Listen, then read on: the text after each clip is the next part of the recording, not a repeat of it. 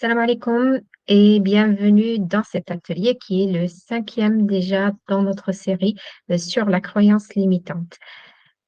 Dans cet atelier, on va voir comment ça se fait qu'on attire à nous certaines choses, certaines relations, certaines situations en fait. C'est quoi l'origine et comment on peut justement, à partir de cette compréhension, changer ça en notre faveur.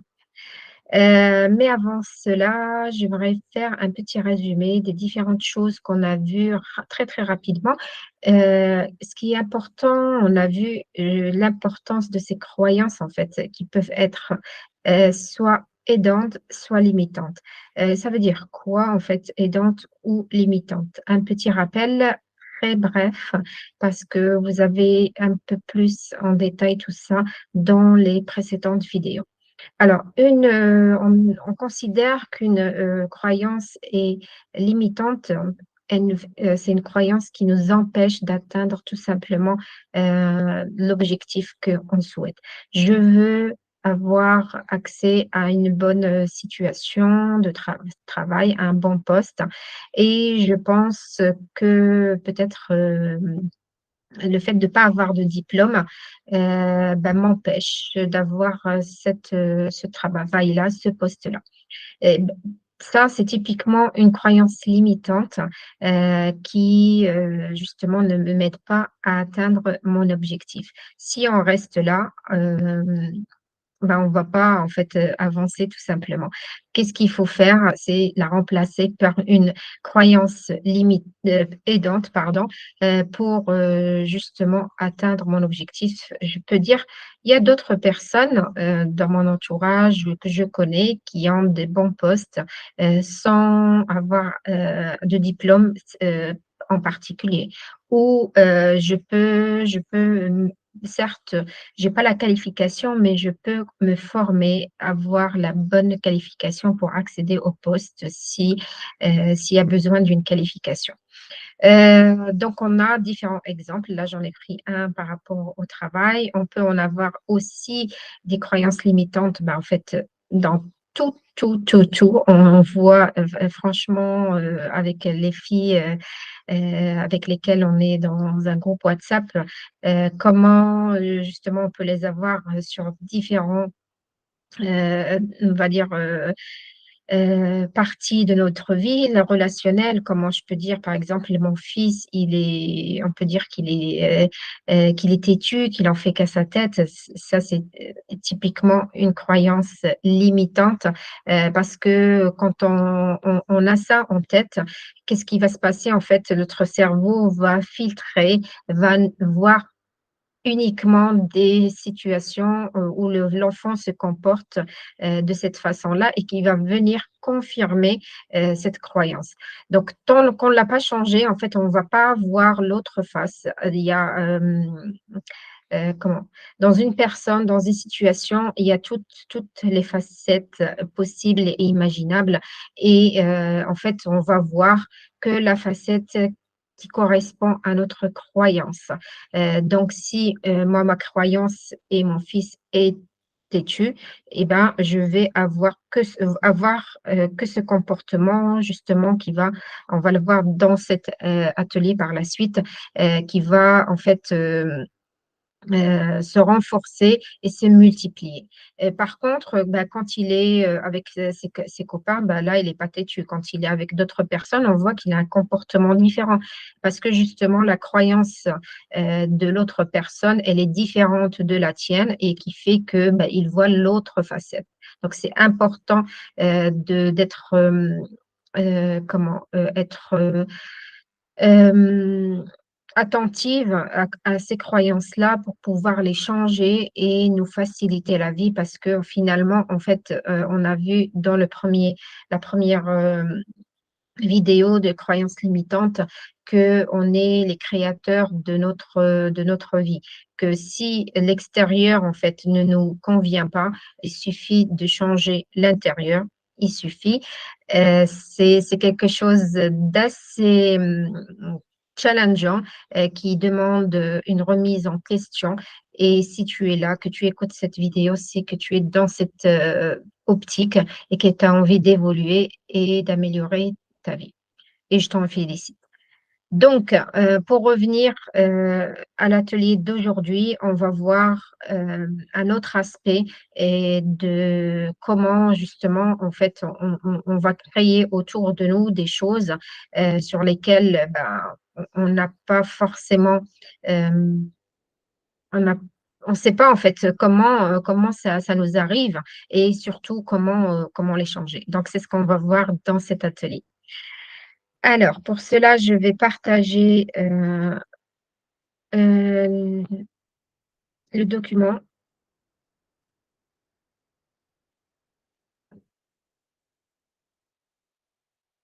Donc, heu, aujourd'hui, ce que je voulais te faire, connaître, c'est cette échelle de conscience de David Hawkins, qui est une échelle, très, très, très intéressante et qui nous permet, en fait, de comprendre les, les émotions. Donc, alors, on va parcourir ensemble ce tableau-là. Donc, si on va le voir en fait du bas vers le haut et essayer de comprendre comment l'exploiter et comment justement ça peut nous aider à changer notre quotidien et du coup petit à petit notre vie pour tendre vers ce que tu veux. Donc, dans dans ce tableau, on a, heu, les émotions, la colonne ici tout à gauche, qui ont été, mesurées, calculées par rapport à leur vibration et c'est ça qui est très, très intéressant, l'étude que David Hawkins a fait, c'est de, mesurer la vibration de chacune des émotions qui sont citées là et selon cette, émotion, en fait, on va avoir, bah, estimer là le niveau de bonheur qui est correspondant. Donc l'émotion la plus basse qu'il a, répertoriée, c'est la honte qui correspond à une vibration de 20. Il faut considérer ça qu'en fait enfin une vibration, c'est comme une fréquence en fait. Du coup là, elle est très, très basse parce que ça va heu jusqu'à 1000. Donc vous imaginez très bien, la différence et au niveau de la honte, on est très, très bas. Donc la honte, ça correspond à un état d'indignation, de haine de soi, où la personne, elle demande, heu, bah, quasiment elle n'a pas envie de vivre, en fait. C'est vraiment le très, très, très, très bas, très, très bas dans cette échelle-là et de se dire, heu, bah, c'est quoi pourquoi j'existe en fait? Pourquoi elle a une haine d'elle-même qui est, très, très forte. Donc on voit que le niveau de bonheur, il est 1 donc c'est vraiment très, très bas. Ensuite, on a la culpabilité qui était évaluée à 30 sur 1000 et ainsi de suite. Donc l'apathie, c'est, vis-à-vis c'est le désespoir, l'impuissance et la personne, elle n'a pas du tout d'espoir en fait. Heu et ce qui est intéressant dans ce tableau-là, j'ai sélectionné en fait, il y a différentes versions. Ce qui est intéressant ici, c'est les questions que les personnes peuvent se poser pour, passer d'un niveau, à un autre. Comment je passe, on va dire, de la honte à la culpabilité? C'est de se poser la question: «Mais pourquoi je m'indigne?» Si je veux passer de la culpabilité à l'apathie, c'est de se dire, bah, de quoi je m'accuse, en fait, hein.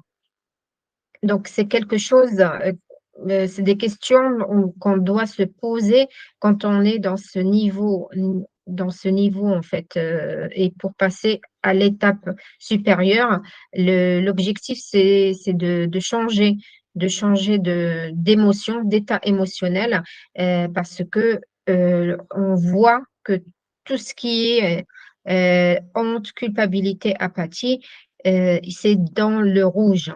C'est la personne en fait, là on considère, entre guillemets qu'elle vit un enfer en fait, sur terre.